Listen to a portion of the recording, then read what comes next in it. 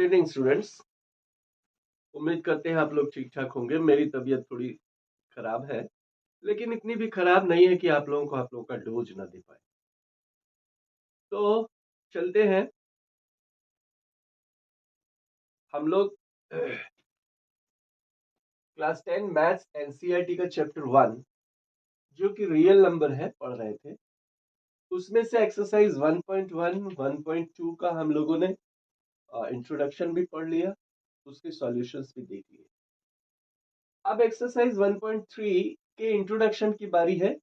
तो पहले हम लोग इंट्रोड्यूस होते हैं एक्सरसाइज 1.3 में। एक्सरसाइज 1.3 में हम लोगों को ये पढ़ना है proving irrationality of irrational numbers. Irrational number irrational है, ये हमको प्रूव करना है। तो कंट्राडिक्शन मेथड से ये प्रूव होता है। कंट्राडिक्शन मेथड ये है, जैसे मान लीजिए हमारे सामने एक लड़का राम है, हम कहते हैं राम मोहन है। मोहन एक लड़का है, ये हम जानते हैं। लेकिन अगर किसी ने प्रूफ करने को कहा कि राम एक लड़का है, ये प्रूफ कीजिए, तो उसको प्रूफ करने के लिए हमको तर्क ही देने पड़ेंगे। और हम पहले कंट्राडिक्शन मेथड से, मतलब एकदम विरोधाभास तरीके से, विरोधाभास विधि से हम ये मान लेंगे कि मोहन लड़का नहीं है। मोहन लड़का नहीं है, हमने मान लिया। अब मोहन लड़का नहीं है, लेकिन हमने उसके कैरेक्टर्स को देखा। उसके कैरेक्टर्स को देखने से हमको ये लगा, या हमने ये देखा कि अरे भाई इसके अंदर लड़का नहीं है, तो लड़की के कोई गुण भी नहीं है। तो लड़की के कोई गुण नहीं है, इसका मतलब वो लड़का है। तो इस तरह से कंट्राडिक्शन मेथड से हम ये भी प्रूव करेंगे कि एक इरेशनल नंबर है, रैशनल नंबर नहीं है। ये हम प्रूव करेंगे। तो ये इरेशनल नंबर की इरेशनलिटी को प्रूव करने के लिए पहले हमको रियल नंबर को ठीक से समझना पड़ेगा। और रियल नंबर को अगर आप समझते हैं तो कोई बात नहीं, अगर नहीं समझते हैं तो क्लास 9 के मैथ्स में, क्लास 9 के मैथ्स में जो नंबर सिस्टम है, नंबर सिस्टम मतलब एक्सरसाइज 1.1, वहां पे हमने रियल नंबर को सही से पढ़ाया है। अगर आपको नंबर सिस्टम भूल गए हैं तो पहले एक बार उस वीडियो को देख लीजिए और देखने के बाद फिर यहां आइए। वैसे यहां पर थोड़ा सा रिवीजन तो कर ही लेते हैं। तो जैसे मान लीजिए रियल नंबर क्या है। रियल नंबर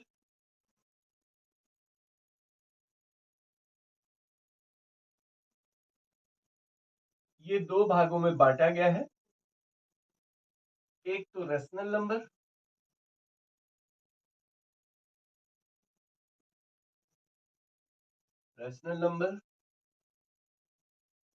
जिसको हम p बाई क्यू के फॉर्म में लिख सकते हैं, जहां where p and q are integers.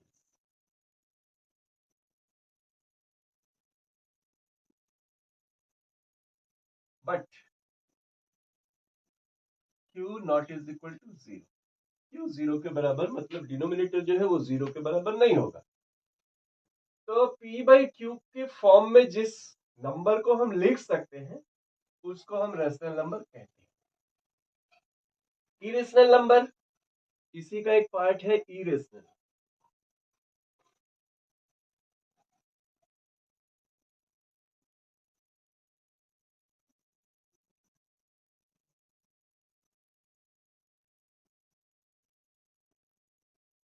Irrational numbers जो है, इसको it cannot be written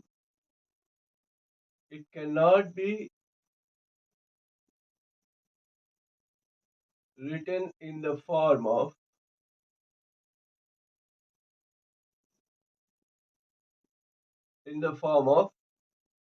P by Q, where Q not is equal to 0. ये where का साइन है, where. तो चिल्ड्रन हमने देखा कि रेशनल नंबर जो होते हैं वो P by Q के फॉर्म में होते हैं where Q is not is equal to 0. और इरेशनल नंबर जो होते हैं वो P by Q के फॉर्म में नहीं लिखे जा सकते हैं. P और Q जो होता है ये इंटीजर होता है. अब एक तरीके से और भी समझते हैं, जैसे रियल नंबर जो है, रियल नंबर ये विथ डेसिमल या पहले विदाउट डेसिमल, विदाउट डेसिमल और विथ डेसिमल.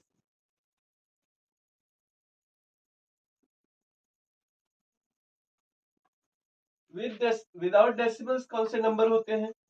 जैसे मान लीजिए -4 है, -3, -2, -1, 0, 1, 2, 3. इस तरह से मतलब जितने भी इंटीजर्स हैं, इंटीजर्स को हम लोग विदाउट डेसिमल मानते हैं. इंटीजर्स में ये जो है, ये राइट हैंड साइड में, 0 के राइट हैंड साइड में, इसको हम लोग नेचुरल नंबर के नाम से भी जानते हैं. नेचुरल नंबर्स कह लीजिए या काउंटिंग नंबर्स कह लीजिए.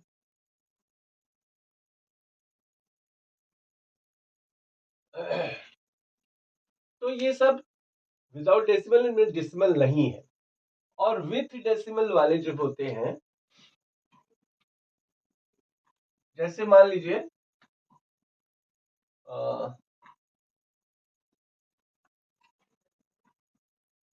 जैसे 1.25, ये कहीं ना कहीं जाके टर्मिनेट हो जाता है, कहीं ना कहीं जाके खत्म हो जाता है. 3.36 या 67 या मान लीजिए 3.3 बार. इस 3.3 बार का मतलब होता है ये पॉइंट के बाद 3333 आते ही जाता है. और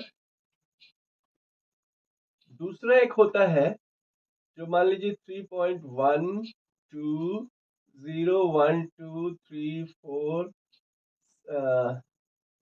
6 7 8, ना तो ये खत्म होता है और ना ही ये रिपीट करता है. ये तो डेसिमल के बाद रिपीट करने लगा, लेकिन ये ना तो खत्म होता है, ना ही कहीं टर्मिनेट होता है, और ना ही ये रिपीट करता है. तो इस तरह से ये जो है, ये दोनों, ये टर्मिनेटिंग डेसिमल हो गए, टर्मिनेटिंग डेसिमल. लेकिन ये जो है,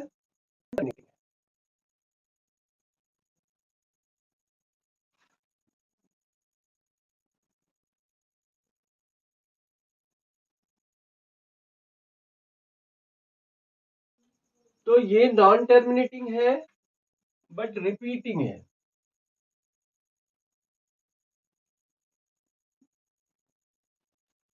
यहां एक डिजिट या एक से अधिक डिजिट रिपीट कर रही है, लेकिन ये जो है ये नॉन टर्मिनेटिंग भी है एंड नॉन रिपीटिंग भी है. तो यही जो non terminating and non repeating numbers हैं, इन्हीं को हम लोग इरेशनल नंबर्स कहते हैं. अब इरेशनल नंबर के रूप कैसे होते हैं, ये कैसा देखने में होते हैं? ये तो इस तरह का भी हो सकता है, जैसे मान लीजिए 0.100, 10001 00001 ये ऐसे चलता ही जाता है, ना तो खत्म हो रहा है और ना ही रिपीट कर रहा है। देखिए यहाँ 1 के बाद 2 जीरो, यहाँ 1 के बाद 3 जीरो, फिर 1 के बाद 4 जीरो, इस तरह से 5 जीरो, ऐसे ही नॉन रिपीटिंग है। तो इस तरह का ये इरेशनल नंबर हो सकता है, या उसका रूप ऐसा भी हो सकता है √2, √3, √5, √7।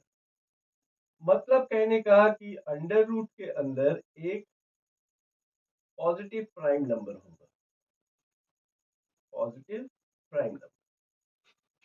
तो ये भी जो है ये भी इरेशनल है, और नॉन टर्मिनेटिंग नॉन रिपीटिंग जो है ये भी इरेशनल नंबर है।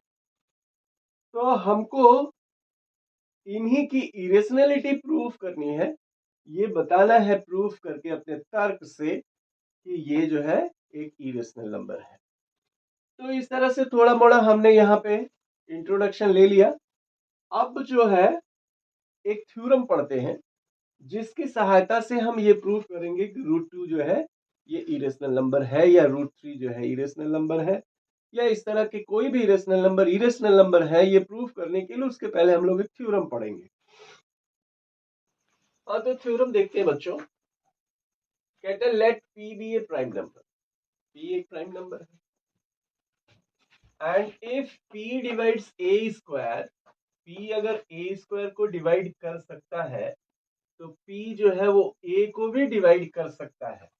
यही थ्योरम हमको बताया गया है और इसी थ्योरम की हम मदद लेंगे। इस थ्योरम को थोड़ा समझ लेते हैं।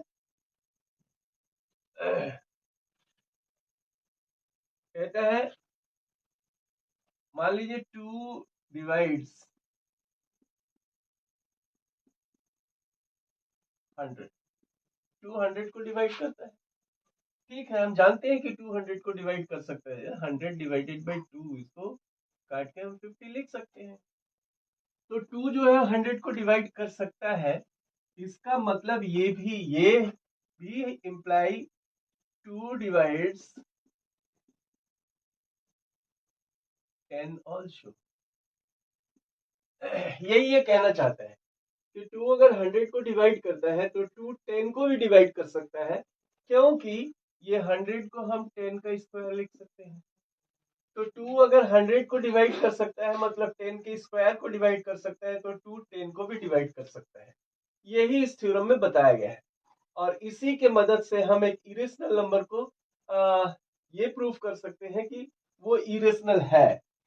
तो कैसे प्रूफ करते हैं वो हम देखते हैं आपके एग्जाम्पल से, आपके बुक के ही एग्जाम्पल से।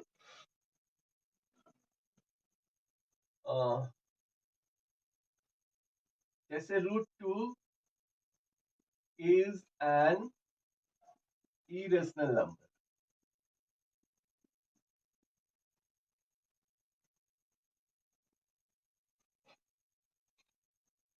बोला गया है कि प्रूफ कीजिए कि √2 इज एन इरेशनल नंबर। ये प्रूफ करना है। तो √2 को हमें इरेशनल नंबर प्रूफ करना है। √2 को इरेशनल नंबर है, ये तो हम जानते हैं, पहले से जानते हैं, लेकिन हमको प्रूफ करना है कि √2 इरेशनल नंबर। तो इसमें कॉन्ट्रडिक्शन मेथड हम लोग लगाएंगे। कॉन्ट्रडिक्शन मेथड जैसा कि पहले मैंने बताया था कि मोहन एक लड़का है, ये हमको प्रूफ करना है। तो पहले हम मान लेते हैं कि मोहन लड़का नहीं है, लड़की है, ऐसा हम मान लेते हैं। तो उसी तरह से यहाँ भी √2 को हम मान लेते हैं कि एक रेशनल नंबर है। √2 इज ए रेशनल नंबर। तो √2 अगर रेशनल नंबर है तो √2 को हम p/q के फॉर्म में लिख सकते हैं, where q is not is equal to 0। इसका मतलब ये इंटीजर्स है, p भी इंटीजर है और q भी इंटीजर है। ऐसा हमने अपने मानने के अनुसार हमने लिख लिया। अब हम ये कहेंगे P and Q are co-primes. Co-primes क्या है? जैसे मान लीजिए 25/50 है, तो 25/50 एक रैशनल नंबर है, लेकिन ये अपने लोएस्ट फॉर्म में नहीं है। 25 और 50 का अगर HCF निकाले तो 25 मिलेगा, और 25 से ये दोनों रिड्यूस हो सकते हैं। 25 1 जा 25 एंड 25 2 जा 50। तो ये अब अपने सिंपलेस्ट फॉर्म में आ गया। ये सिंपलेस्ट फॉर्म में लिखा जाएगा।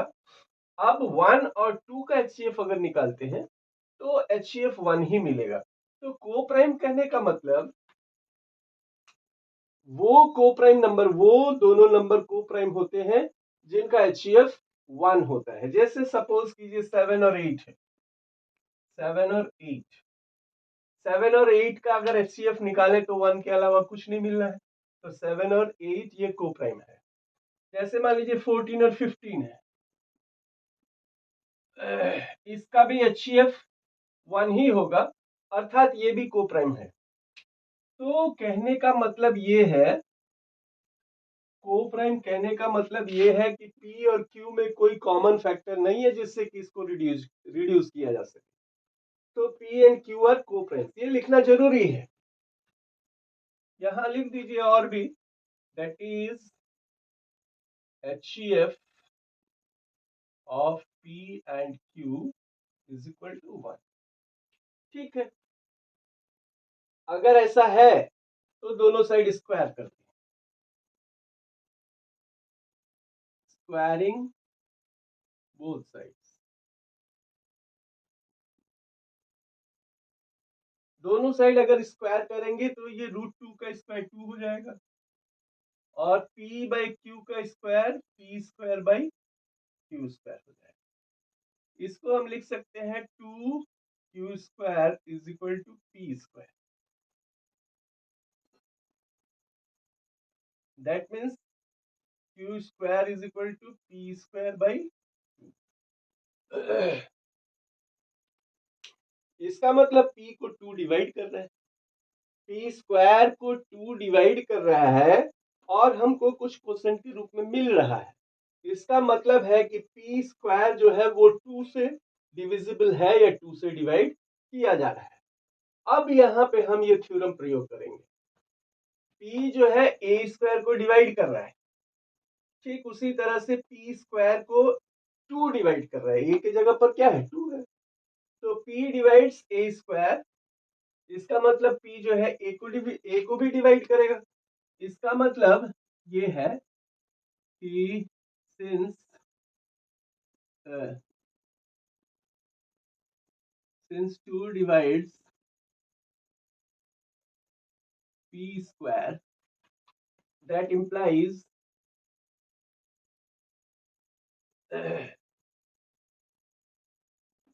that implies 2 divides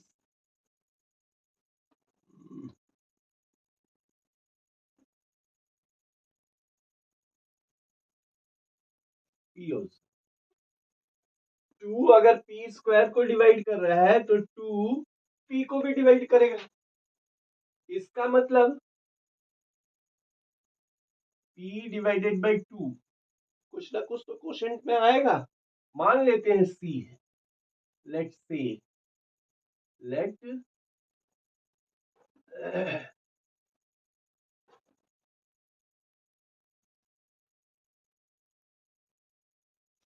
मतलब P को 2 से डिवाइड करने पर हमको C मिला, ऐसा हम मान लेते हैं। Therefore P is equal to 2C। P जो है 2C के बराबर हो गया। अब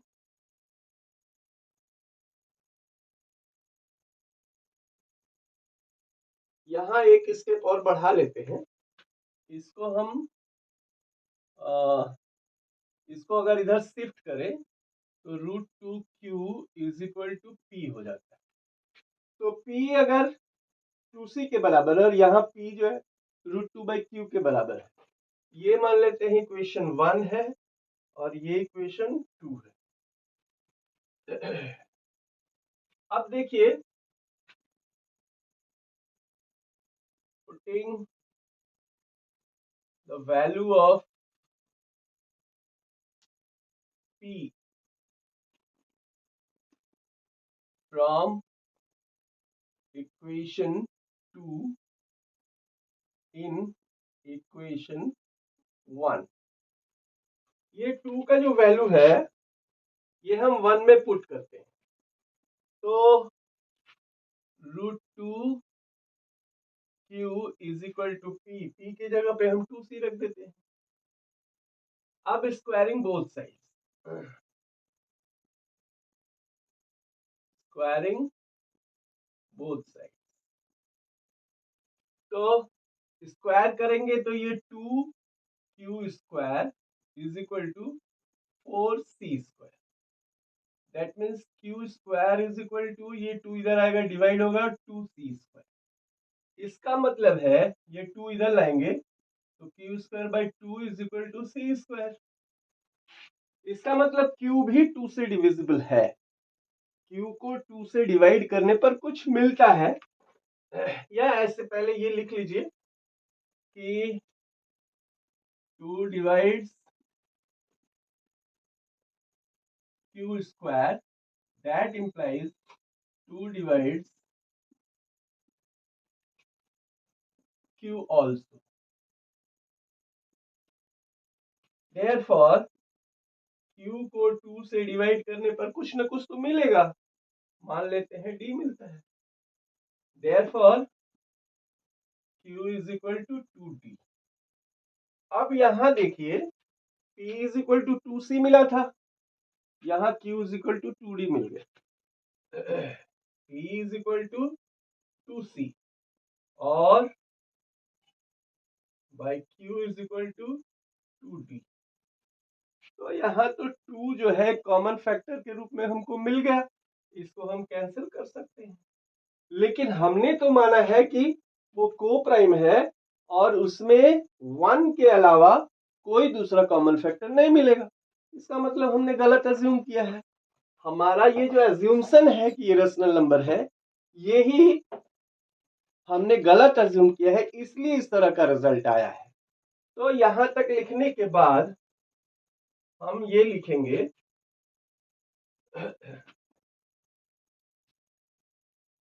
this shows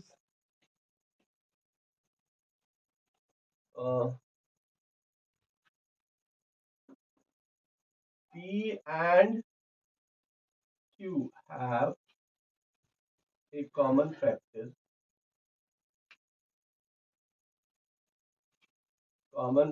and that is 2, but and this contradiction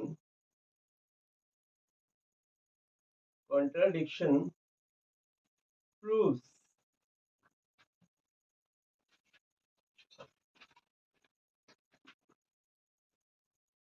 that our assumption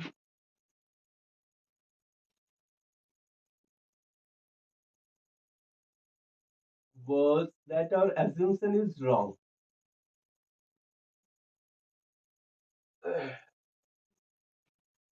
तो एज्यूम्शन अगर रॉन्ग है, हमारा मानना अगर गलत है, इसका मतलब therefore √2 is not a rational number। तो हमारा एज्यूम्शन अगर गलत है तो √2, हमने एज्यूम क्या किया था कि √2 एक रेशनल नंबर, ये चीज अगर गलत है तो √2 रेशनल नंबर नहीं है, और √2 रेशनल नंबर नहीं है, that proves that √2 is an irrational number।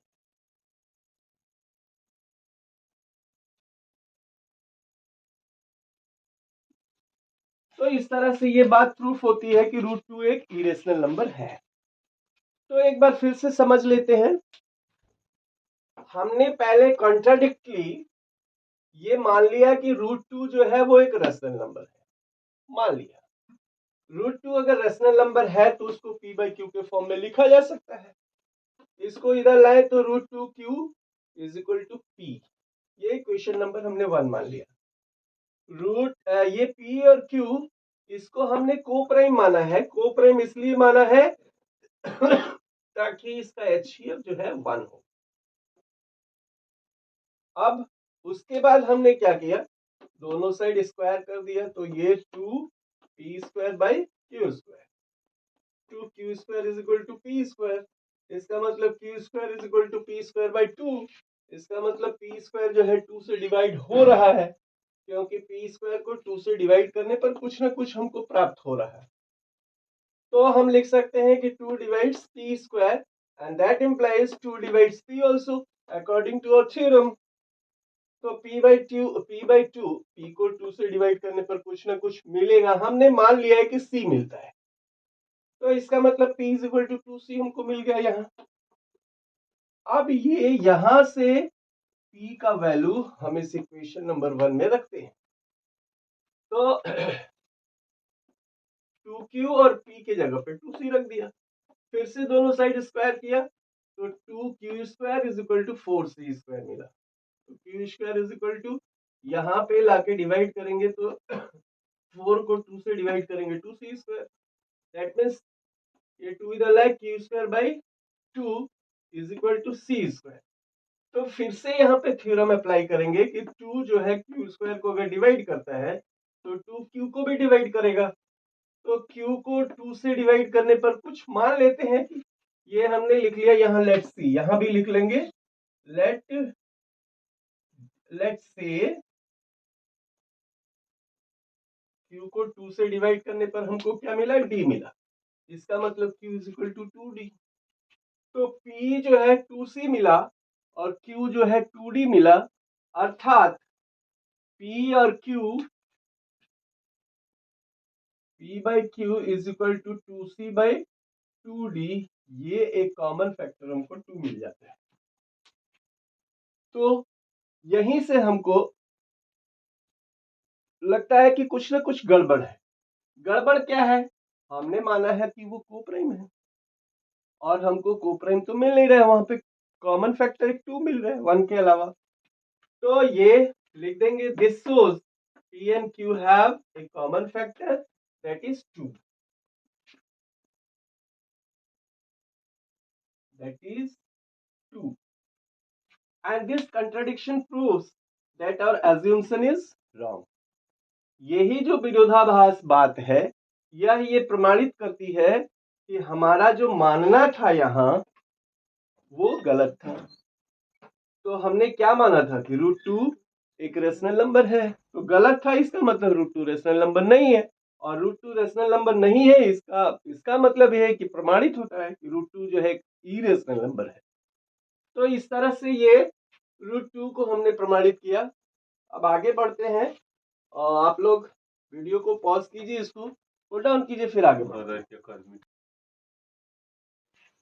तो स्टूडेंट्स, एक्सरसाइज 9 एग्जाम्पल नंबर 9 आपके एनसीईआरटी बुक का ठीक उसी तरह का क्वेश्चन है। एक क्वेश्चन और करते हैं ताकि वो सारी चीजें आपके दिमाग में अच्छी तरह से बैठ जाए।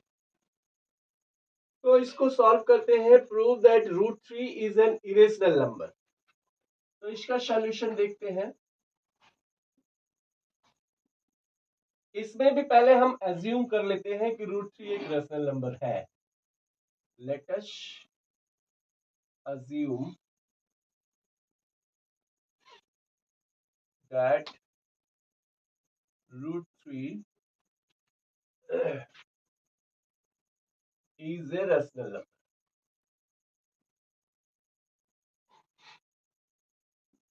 ठीक वही स्टेप फॉलो करेंगे। तो √3 अगर रेशनल नंबर है, therefore √3 can be written as p/q in p/q form। that is √3। अच्छा, एक चीज और लिखिए, यहाँ लिखिए कि q Q not is equal to 0, Q 0 नहीं होना चाहिए।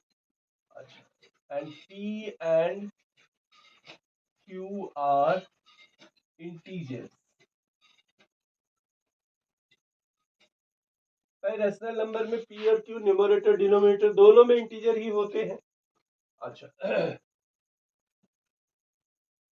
और अगला चीज हम ये मानते हैं P एंड Q आर को प्राइम, ये दोनों को प्राइम। को प्राइम अगर है तो इनका HCF of P and Q is equal to 1। को प्राइम है तो HCF 1 ही होना चाहिए। अब since root 3 is equal to P by Q, that implies root 3Q is equal to P. Let this be equation 1. अब स्क्वायर करते हैं, squaring both sides, दोनों तरफ अगर स्क्वायर करते हैं तो 3Q square is equal to P square. That implies Q square is equal to P square by 3. तो हम अपने थ्योरम से लिख सकते हैं कि 3 divides P square and that implies, इसका मतलब ये है कि 3 डिवाइड्स P also। 3P को डिवाइड, 3 अगर P स्क्वायर को डिवाइड करता है तो 3P को भी डिवाइड करेगा। इसका मतलब कि P is divided by 3, we will get something, कुछ ना कुछ कोशेंट मिलेगा। तो मान लेते हैं C, लेट्स सी, मान लेते हैं कि P को 3 से डिवाइड करने पर C मिला। That implies P is equal to 3C. Let this be equation 2. Putting value of P from equation 2 in equation 1. Equation 2 का वैल्यू P, इक्वेशन 2 से P का वैल्यू जो है वो इक्वेशन 1 में रखते हैं तो क्या मिलेगा, root 3Q is equal to P है, P की जगह पे 3C रख देते हैं। अब इसको स्क्वायर करते हैं,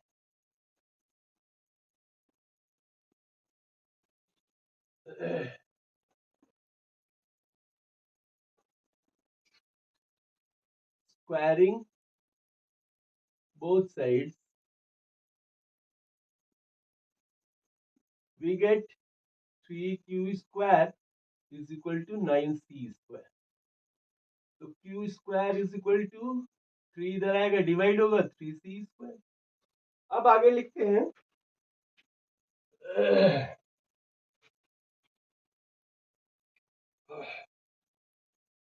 यहाँ एक स्टेप और लिख दीजिए, ये 3 को इधर लाएंगे तो Q square by 3 is equal to C square।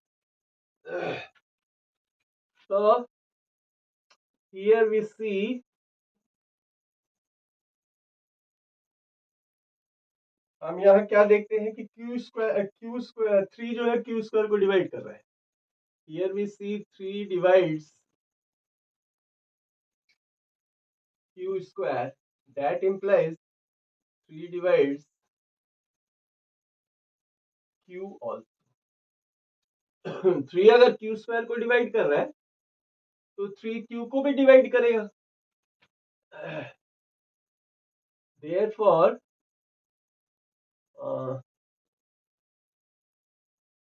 Q divided by 3, Q divided by 3 कुछ मिलेगा, वो हम मान लेते हैं D। लेट्स सी, Q को 3 से डिवाइड करने पर कुछ ना कुछ क्वोशेंट के रूप में मिलेगा, वो हमने D मान लिया। That means Q is equal to 3D। तो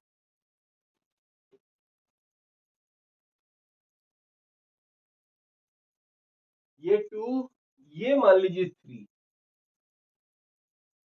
फ्रॉम 2 and 3 वी गेट, हमको ये मिलता है,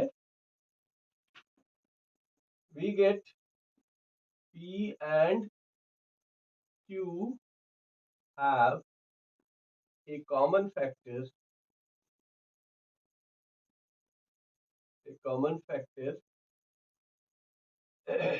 that is 3.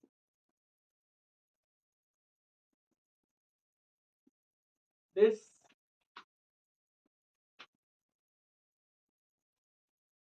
contradicts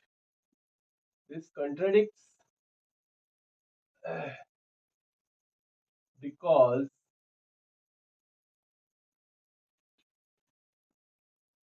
we know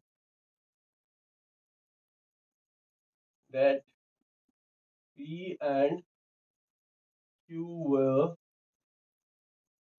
co-prime. को-प्राइम्स था, हमने माना था कि को-प्राइम था, और को-प्राइम था तो कोई कॉमन फैक्टर नहीं होना चाहिए 1 के अलावा, लेकिन हमको 3 कॉमन फैक्टर के रूप में मिल रहा है. So this has arisen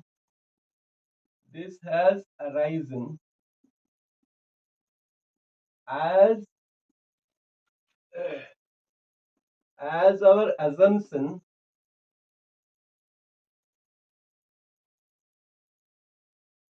या यहाँ पे फिर ऐसे लिखिए, this contradiction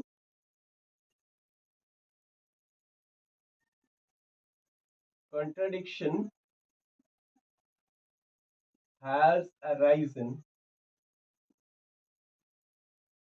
due to our wrong assumption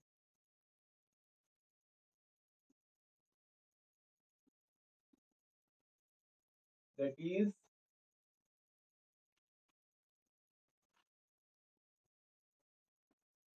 √3 is a rational number.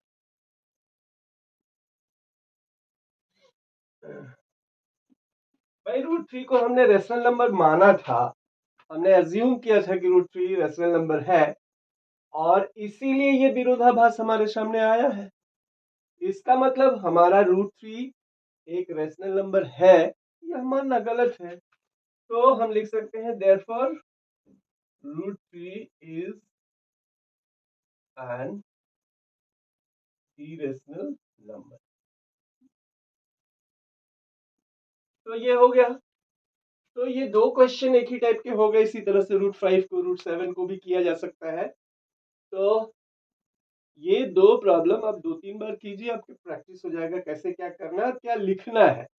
ये लैंग्वेज तो आप थोड़ा याद भी कर सकते हैं. इसके बाद 2-1 क्वेश्चंस और देखते हैं एग्जाम्पल के, फिर उसके बाद एक्सरसाइज पे आएंगे. Show put them down, pausing the video. तो एग्जाम्पल नंबर 10 में कहता है show that 5 minus √3 is irrational. तो 5 रैशनल नंबर और √3 इरेशनल नंबर, इनका जो डिफरेंस है वो भी इरेशनल होगा. ये हमको प्रूफ करने को बताया है. तो जैसे हम जानते हैं कि इरेशनल नंबर और रेशनल नंबर, इरेशनल नंबर और रेशनल नंबर का सम, इरेशनल और रेशनल नंबर का डिफरेंस, या रेशनल नंबर में से इरेशनल को सब्ट्रैक्ट करने पे जो हमको मिलेगा वो शब्द इरेशनल होगा. ये तो हम जानते ही हैं, लेकिन ऐसा हम तो लिख नहीं सकते ना तुरंत. तो इसको भी वैसे ही प्रूफ करना स्टार्ट करेंगे. इसको पहले हम लोग रेशनल मान लेते हैं. तो let's say 5 minus √3 is a rational number.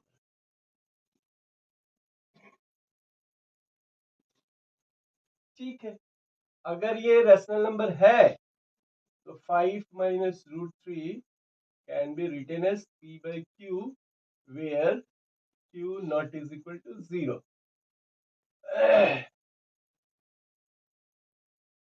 p by p and q are co-prime.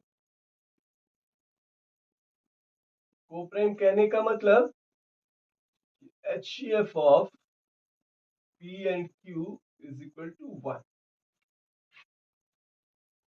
ठीक है, अब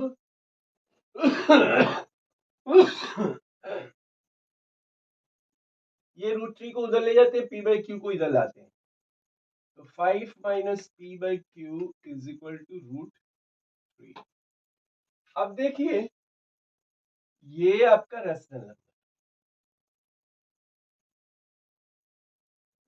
ये भी आपका रेशनल नंबर.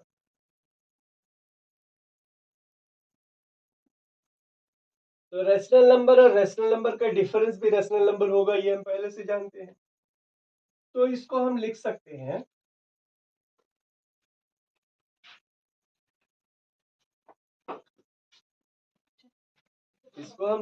हैं 5q minus p is equal to divided by q is equal to root 3. अब देखिए ये रेशनल नंबर है और ये इरेशनल नंबर. रेशनल नंबर कभी भी इरेशनल नंबर के बराबर नहीं हो सकते.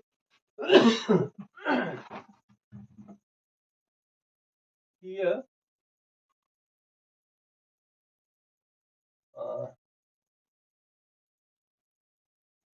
a contradiction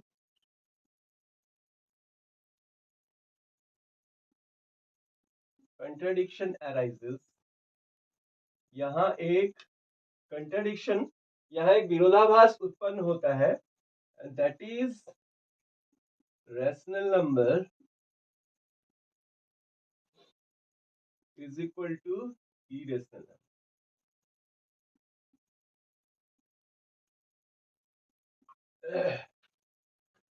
This contradiction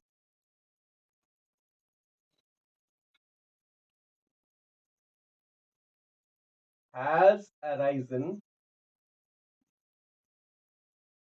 because of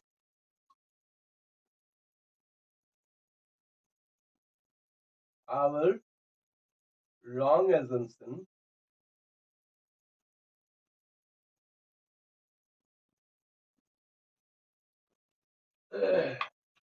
that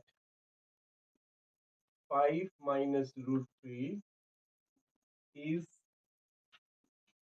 irrational. हमने गलत ये अज्यूम किया था, हमने गलत माना था कि 5 रूट 3 एक रेशनल नंबर है और इसलिए ये कंट्राडिक्शन हमारे सामने पैदा हुआ कि रेशनल नंबर इरेशनल नंबर के बराबर दिखा रहा है. इसका मतलब हमारा ये मानना कि ये एक रेशनल नंबर है ये गलत है. तो यहाँ therefore 5 minus root 3 is an irrational, ऐसे लिख सकते हैं. तो इस तरह से ये बात प्रमाणित हो जाती है. और पीछे भी हमने बताया है कि इरेशनल नंबर और रेशनल नंबर का डिफरेंस जो होगा वो इरेशनल ही होगा. लेकिन सीधा सीधा हम ऐसा नहीं कह सकते. सीधा सीधा अगर कह देते हैं तो आपको नंबर भी वैसे ही सीधा सीधा मिलेगा 0. इसलिए ये तर्क देके आपको कहना है कि नहीं ये इरेशनल है. इसको आप पुट डाउन कीजिए. फिर एक क्वेश्चन और देखते हैं, फिर उसके बाद हम लोग एक्सरसाइज पे आते हैं. तो एग्जाम्पल 11 में कहता है show that root 3 root 2 is irrational number. तो पहले हमने एक इरेशनल नंबर अंडर रूट वाला देखा, फिर उसके बाद हमने देखा कि एक रेशनल और एक इरेशनल के डिफरेंस जो होते हैं वो रेशनल होते हैं, उसको भी समझा. अब यहाँ पे है रेशनल और इरेशनल का जो प्रोडक्ट होता है वो भी इरेशनल होगा. ये हम किस तरह से प्रूव करेंगे, तो इसको भी उसी तरह से करेंगे. लेट अस से या let us assume let us assume 3 root 2 is a rational number. ये रैशनल नंबर है, हम मान लेते हैं। तो अगर रैशनल नंबर है तो 3 root 2 can be written as p by q, where q not is equal to 0. q 0 नहीं है। सेकेंड चीज, p and q are integers. Integers तो है, वो तो ठीक है, अंडरस्टूड है। p and q आर को प्राइम लिखते और को प्राइम, ये तो अंडरस्टूड है कि न्यूमरेटर और डिनोमिनेटर में इंटीजर ही होते हैं। तो ये हो गया। अब इसका मतलब है root 2 is equal to p by 3q।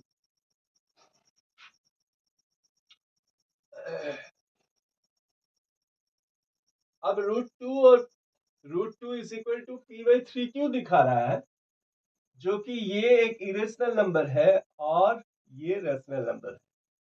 तो इरेशनल नंबर रैशनल नंबर के बराबर होगा, ऐसा कब हो सकता है? तो यहां लिख देंगे since rational number can not be equal to irrational number.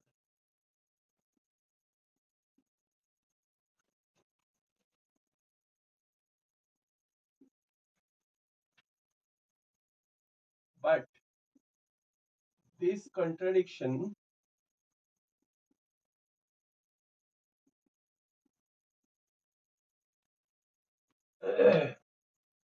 has arisen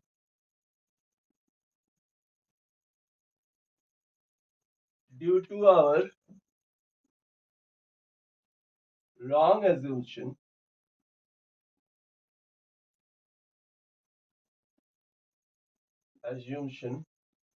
that is 3 root 2 is a rational number.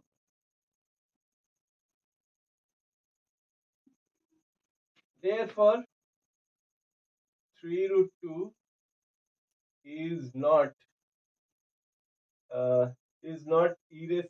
rational कह दें, या 3 root 2 is irrational.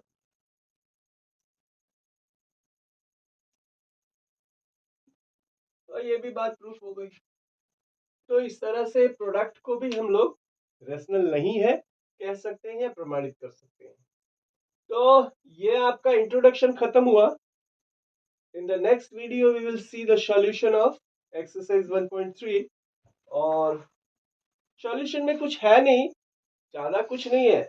इसको अगर ठीक से आप समझ गए होंगे तो एक्सरसाइज कंप्लीटली आप कर लेंगे। लेकिन फिर भी एक आधा क्वेश्चन इधर उधर है थोड़ा सा, तो उसके लिए हम लोग करेंगे नेक्स्ट वीडियो में 1.3 का सॉल्यूशन।